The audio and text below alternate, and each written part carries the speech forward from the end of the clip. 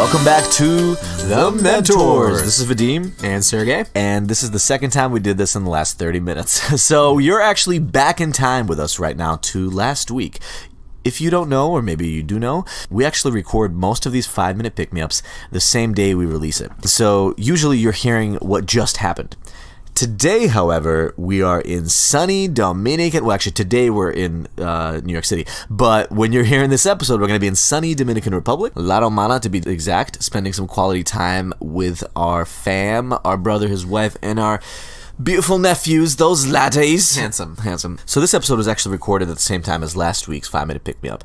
Just a little insight into what's going on here behind the scenes of The Mentors. But today, we wanted to talk to you about how sometimes the show must go on.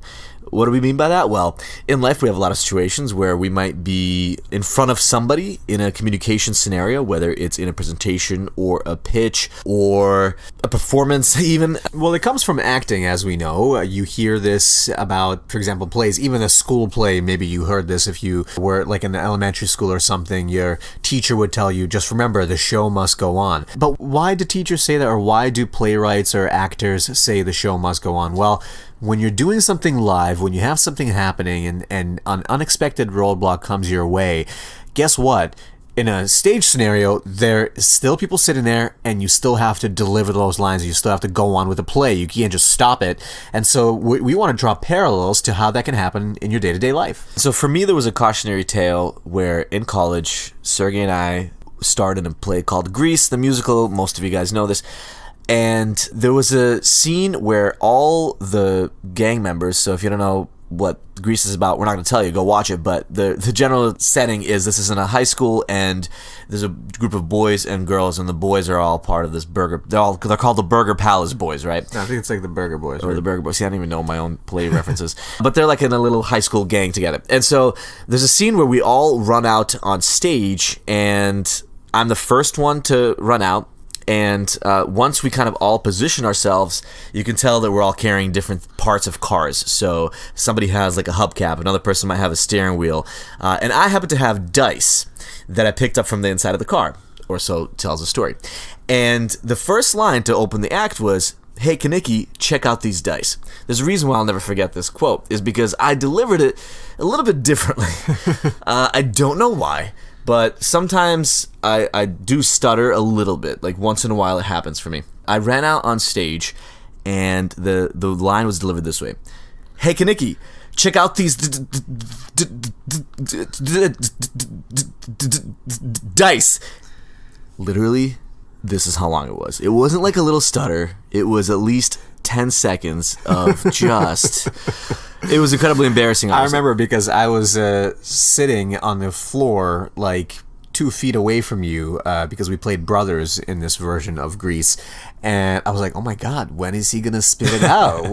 Come on, just say the word dice, man. It's 1 syllables. I was asking myself that question as well. And the part of me that didn't want to stop starting apparently had no good answer. It was like 10 seconds. It was agonizing. But what happened... There's about 400 people in the audience here as well. Yeah, it was actually a pretty decent production. But the way that I dealt with it afterwards was really what stuck with me, because I just let it get to me. You know, when something like that happens, which is obviously a little bit embarrassing, it consumes you and you immediately feel like the whole world is looking at you. And obviously when you're on stage in front of hundreds of people, you feel like all the eyes are on you. And I'm sure for at least a few seconds people's eyes were on me, but I let that sit me for the whole next sequence. And there was a big dance number that we had to do, and I definitely made some mistakes during that. And just because I didn't allow myself to move on past this error that was made, it actually made it a lot worse. Yeah, so had Vadim in that point in time known that you have to kind of look past the mistake, let's say, that has happened, and don't let it affect your future actions or your future thinking, because it's just going to inhibit you, then he would have practiced that and the rest of the play would have gone great. But you stumbled a little bit through it because it was still on your mind. And I think that's really important. And that takes me back to a story that actually happened to me back in high school. Vadim and I probably talked about this club that we were part of. We were part of Junior Statesmen of America, which was a mock Congress debate kind of club in high school. Shout out to Oleg Svet, president. And of course, I was vice president. Then later on, Vadim was vice president. So there you go. Relationships matter.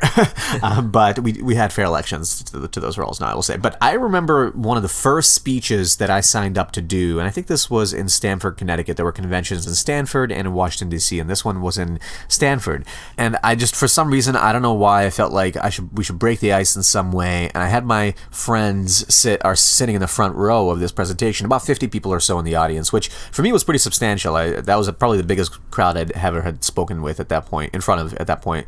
And I thought it'd be funny if my friend of mine, basically at the start of the whole debate, threw to me a microphone and I would just start singing something. And he actually did it. I couldn't even believe it, it was right in the moment, right when I was about to start my opening remarks, and my buddy throws me the microphone, and of course I have to start singing, and I start singing, "It's not unusual to be loved by... It's not unusual to be loved by anyone." I don't even know if I got the lyrics right, but I think I got them right at that point because I felt pretty good about it. Part. And some people actually started laughing and clapping, and they loved it.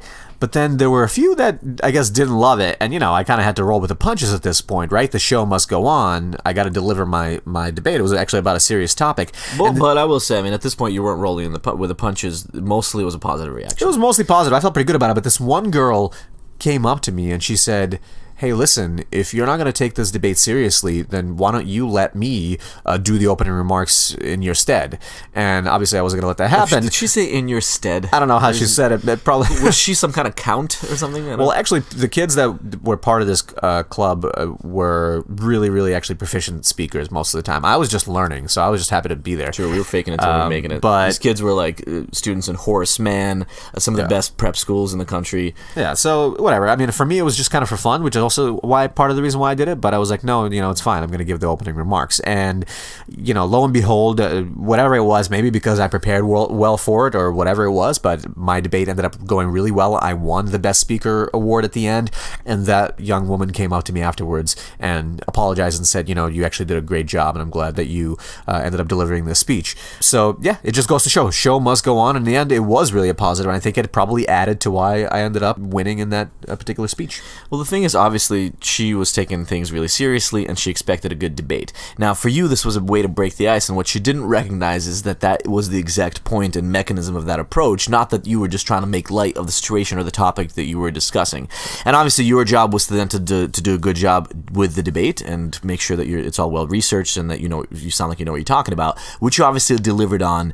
But if you had kind of let the negative reaction, that one negative reaction, get to you during the debate, then maybe the whole debate would have fell apart as well. The last example that we have for you is how this can, of course, happen in the business world, and believe you me, this happens quite a lot because there's a lot of times we have to work with other people, right? In this particular situation, I was going into a meeting with one of the biggest publications in the world, BBC Americas, and I was still relatively new to the company that I was working at, but I felt like I had a strong enough understanding of the product where I could deliver the demo. And since we only had planned to pitch in front of 2 other stakeholders at this organization, I just brought my salesperson along, and it was just the 2 of us. Normally, if there's a bigger team that we're pitching, then we'd bring more people from our team as well, maybe even the CTO. But in this case, the sales engineer and the salesperson were the only people that really needed to be there. Well, when we got to the meeting, I realized that we were in a pretty big conference room for what the meeting was about and how many people were expected to be there. But okay, I didn't really care that much. I had just grown out my beard. I was feeling pretty confident. And so we were just kind of going with the flow. Of course, what ended up happening is that the 2 people that had scheduled a meeting with us decided that it'd be better to invite another 3 or I think it was actually 4 more people to the meeting. So there was about 5 people from the other side, and then me and the salesperson. One of those 5 people ended up being one of the technical leaders within BBC Americas, and so then I knew, oh crap, there's going to be some technical questions that come up throughout this conversation. Hopefully I can answer them. But of course the show must go on, and so we delivered the pitch as best as we could. And in this situation, when questions come up that you don't know the answers to, you can do one of 2 things. You can lie, and hope that you don't get caught in the lie. And if you're talking to somebody that knows what they're talking about, then they'll poke holes pretty quickly and they'll figure out that you're embellishing or you're not telling the truth. Or you can do the alternative, which is sometimes, give as intelligent of an answer as you can given the information that you have, and then say that you're going to get back to them after speaking with a CTO. And of course, do that if you made a promise that you will. So sometimes it's important to get through uncomfortable parts of a pitch or a conversation, especially when there's multiple stakeholders, especially when there's experts in the room that might know about certain topics more than you. But there's ways to field those questions. I mean, obviously try to prepare as much as possible, but ultimately you might come across a situation where you don't know the answers. Hopefully you might have somebody else in the room that does. That's why it's important to have experts in the room that can alleviate some of the pressure. But if not, you can say, you know what, I'm not 100% sure. Let me get back to you right when I get back to the office this afternoon. That is true. And when in doubt, if you don't have a good response for something, try asking a question back to them and actually getting them to reveal something that could help you then move the conversation in the right direction. And I think that is what I ultimately did, is I kind of gave as brief of a response as possible so I don't get myself into trouble, and then I followed up with another question to her. So that's it for the 5-minute pick-me-up for this week. It ended up being more of a 10, 11-minute pick-me-up. Well, we hope you enjoy it. Double the fun with Double Mint Gum. Yes. God. We need to come up with better jokes for these. We want to leave you with this.